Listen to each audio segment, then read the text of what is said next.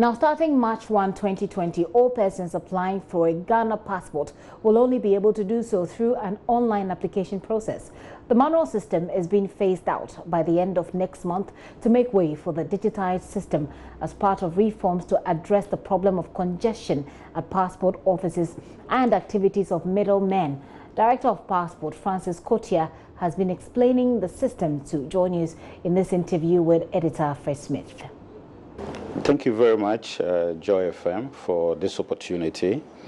I think we see it as a great opportunity to be able to educate, the team in public who seek our services, and basically that is passport services or passport application. Now, we are undertaking so many reforms, but one of the fundamental reforms or our milestone is digitization of the passport processes. Now, you would understand or know that this process itself is in tandem with government policy of digitization by public institutions which deliver services. Now, Passport Office is one of these institutions which deliver services to the general public. So what we are doing, in fact, we started these processes sometime last year, which is now culminating in the entire migration of our current application system from the manual system way of applying for passports onto the online application system. So let me just get some clarity. What does it mean for me today on 1st of March when this process starts? What would that mean for a passport applicant? Yes. What it means is that the application process will be much easier for the passport applicant. We try to lessen the bottlenecks in the way of application. One of the bottlenecks to remove or challenges is trying to apply for passports through middlemen. Okay. We are thinking that if the passport processes are being applied or online, definitely people can do it by themselves. Somebody like you wouldn't have to need somebody to get you a form to be able to do that. You just go, try and get, maybe even on your phone, you may be able to apply for a passport. So it means that I will not be able to get a paper application form to apply, or yes. That won't be accepted Yes. even if you have. Yes, exactly. What we are doing currently is the paper application form, the hard copy of the passport application form, where hitherto you have to go online, print it out, download, print it out, complete it, and then you walk into the passport office. Now, note that with that system, it was just a walk-in. There's no appointment schedule. You could just walk in any day once you were through with your application form. But with the online application system, it is strictly by appointment. So you go online, put in your relevant information, the system accepts it, you make your payment, and then you get a date on which the passport, you have to present yourself at the passport processing center. You also have to choose an application center that is convenient to you. So if you're in Kotia, for example, you don't have to travel all the way to Accra because there's a processing center in Kotia. So all you need to do is to look in the list of centers, which one is more convenient to me. If I'm in Sawam, do I have to go to Kotia or Accra? Maybe Accra is more convenient. I come to Accra. So you choose the venue, you choose the date that is convenient to you, and then you come at the appointed date. Now, you know that when you do it that way, it also eases the congestion at the passport centers, application centers. So it means that if you don't have an appointment on a particular day, you cannot come. You don't have any business. You don't have any business there. You understand? So a venue is chosen at your convenience, time convenient to you is chosen, and then the date is also chosen. So there will be orderliness, there will be smooth processing of the application system. How many application centers do we have across the country now? Yes, currently we have close to 9, 10 now. Yes, we have 2 premium centers. A premium center based in Accra, around the digital center, STC Yard, and then one also opened in November of 2019 in Kumasi.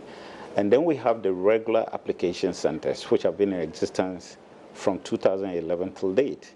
So we have in Tamale, Takrady, Ho, Kumasi, Sunyani, and Accra. Now, we recently opened Koforidua and Tema. So April 2019, we opened Koforidua and Tema Community 4.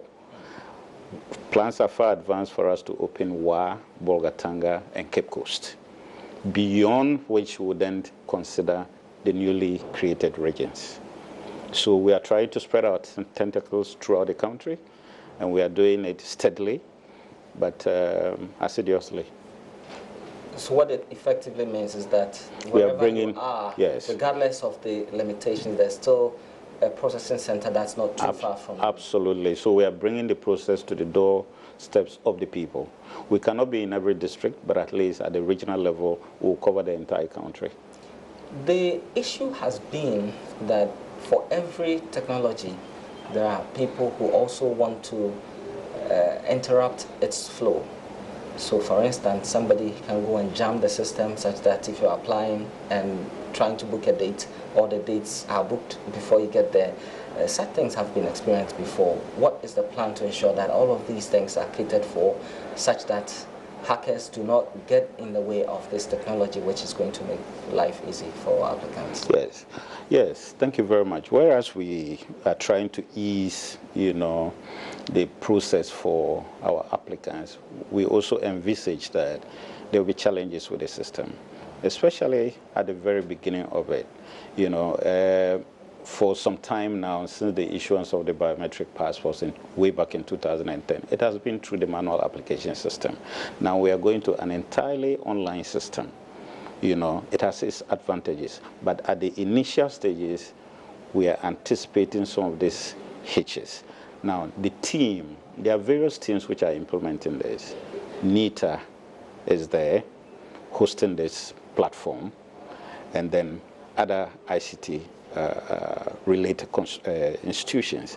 All these people have considered what we have just talked about, and they are putting in specific measures to be able to forestall any such problems. I will not be able to discuss the specific issues they are undertaking, but we are aware of these, we are anticipating them, and we are putting the right measures in place to be able to block them or forestall them. What this new system means is that everybody must definitely get a computer and an internet to be able to apply for passports. And we know not every part of the country can have access to this.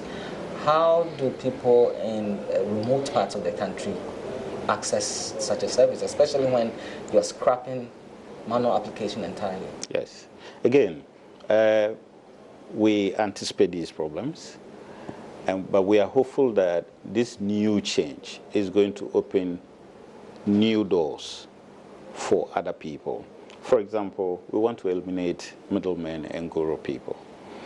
If you decide to regularize your job, you set up a small communication center by a passport application center, 1 computer, 2 computers in a container, you get your internet, you register your business, you assist people to complete, charge a token fee, that's fine. So it's going to open up opportunities for others as well, we think. Even though there will be these challenges of, okay, I don't have computer knowledge, I don't know how to access this. Definitely, even in this process, the manual system, people still get people to assist them to even fill the hard form.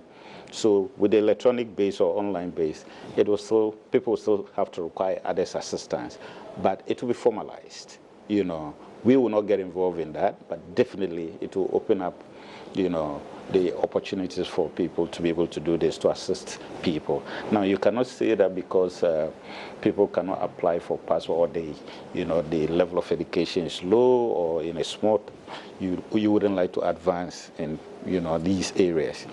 But in taking measures to advance in those areas, we are also mindful of these, and we are hopeful that, with time, these things will be able to, function without any problem.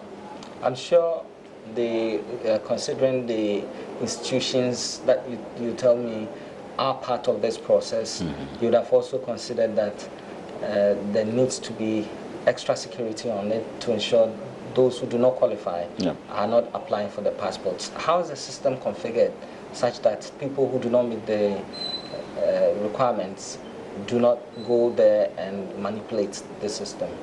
Well, the passport office itself is a security institution. You know, it's a national security institution, first of all.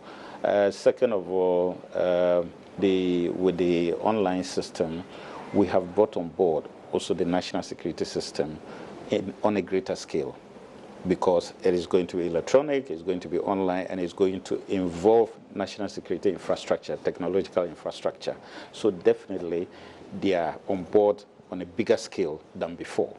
And all these are things that they are going to be, you know, spending their time on to try and ensure that the system operates smoothly, without interruptions, and without these unwanted people trying to get our passports. I asked that question bearing in mind the fact that foreigners are able to access or apply and successfully get our passports. One of the requirements will be a birth certificate, and there's evidence that foreigners have also been able to access the birth certificates and also be able to apply a passport with. How is this new system going to address the challenge of foreigners, especially Nigerians who we know have Well, the foreigners who acquire our passports, yes, you mentioned Nigerians, but many of our neighboring countries, you know, you have Togolese, you have Ivorians, you have even beyond West Africa, you know, who try to get the Ghana passport because of the value of the passport, you know. But then the birth certificate presents all of us with a big challenge, you understand? Because when you get a genuine birth certificate document and present it to me at a passport office, and it's been authenticated to be a genuine document, the onus is now on me to prove that the holder doesn't deserve it. It's not. That is where the challenge is for us. You understand? And we are mindful, constantly mindful of that. Now, what we are hoping is that the birth and death registry will be able to get at least its act together to be able to sieve off those people at that stage, first of all, before they even get to us. Once they are able to get the genuine document and come to us, of course, we have extra measures. And in many cases, we are able to, you know, say that, yes, you are holding a genuine document, but we still think that we believe strongly that you don't deserve it because you are not a Ghanaian citizen. We'll continue to use those methods, you know, to be able to fish out people. With time, maybe we'll be able to devise electronic ways by which these things can be done. But we are going to continue to use the same methods and measures that we are using to be able to get through to those people. I believe this will shorten the passport application process by how many months or weeks? Well, first of all, as I said, the new system, the online system, is to make things a little more easier for all of us, for the applicant, for the passport office itself, you know, the process, you know, to be a little more transparent for even you, the applicant, and all that. And yes, we'll continue to do our best to improve upon the service, because the ultimate aim for introducing this is to improve upon our service delivery. That's the ultimate aim. That's the bottom line for these reforms. Is service delivery, that is by taking it to the doorstep of the people, by easing the process for people, by decongesting the centers where staff can work, you know, in peace and, you know, a very calm environment and all of that. So, yes, these are the advantages, but we are constantly reminding ourselves of the challenges we are countering. These challenges are not going to disappear just like that because we're introducing a new system. But our expectation is that once it picks up, once we gain grounds, many of these things will be eliminated. If I applied for a passport today, once the system is in place, how long should I estimate that my passport will be with me? Well, first of all, the current system has it that when you pay for the express processing, you get your passport printed, the final product, in 10 days. When you pay for the regular or standard application process, you get your passport printed, the final product, in 21 days. Now, the online system is not going to reduce these days yet. It is still going to be the 10 days and the 21 days. So it is the process that we are going to ease. But we are going to make sure that this process that we are easing would ensure that if we say it is 10 days, you get it within 10 days. If we say it is 21 days because you are paying 50 Ghana cedis, you are getting it in 21 days, and it's not 25 days. So I believe that, yes, it will be able to quicken the processing speed for all of us, and that would ensure that we stay within these days. I mean, to reduce the number of days from 10 days to a lesser date would require a different set of reforms. That means that maybe we have to introduce new fees, say, okay, we can now process passport within 3 days, so pay something more. We haven't gotten to that yet. So we're still going to maintain the 10 days and the 21 days, but what we envisage is that the new system would ensure that if we say 10 days, it is 10 days. If we say 21 days, it is 21 days and not 22 or 25 days. If it is 22 or 25 days, maybe there could be a problem with the application process itself. And once you draw our attention to that, we'll sort it out. So this is to ensure that, I mean, we just stay within that. This process is taking effect when? By 1st March. 1st of March. Yes, 2020. Is there anything prospective passport applicants should prepare themselves with? As I speak to you, our regional centers have already started piloting the process. So we've done the migration from the manual system to the online application system. And, you know, the public, as I got a report this morning that people have done 1 or 2 in Ho, for example, because the system was set up yesterday in Ho. Tamale has been done since last week, I guess. Kumasi has been done. What's been the result? Perfect. That is the report I'm getting from my technicians and the OIC over there. Perfect. They've gone through smoothly. Now, of course, when we eradicate the manual system, that's where you have all the numbers doing the online. And that will be another test for us to see how it will go initially. But the pilot is going on perfectly. Because the pilot is still running side by side with the manual, you know, until 1st March. I'd like to congratulate you and thank you for speaking to us. Thank you very much. We appreciate the opportunity you've given us, and we are partners in development. I mean, we cannot achieve what we are achieving without the support of the media. This is not the first time we have come to the media, multimedia in particular, and we appreciate your support, your quick responses anytime we approach you. Thank you very much for